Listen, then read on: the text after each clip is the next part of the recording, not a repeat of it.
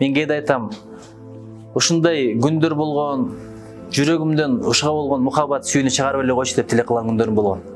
Унуткарып кой, мага кечирим сыпатын бер деп биринчи тилек кыл. Экинчи, орозо тутуп тургун эле.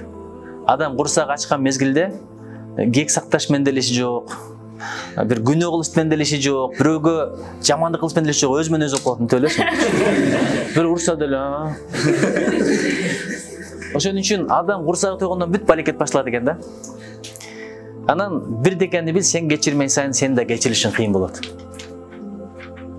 Анан дагы дайыма бирдекени унутпа да, ууруну жаман көрбө дейт, уурлукту жаман көр дейт. Ууру адам, уурлук сыпат. Уурлук сыпат кеткенден кийин ууру туура адам болуп калат. Залым, алым адам болуп калат.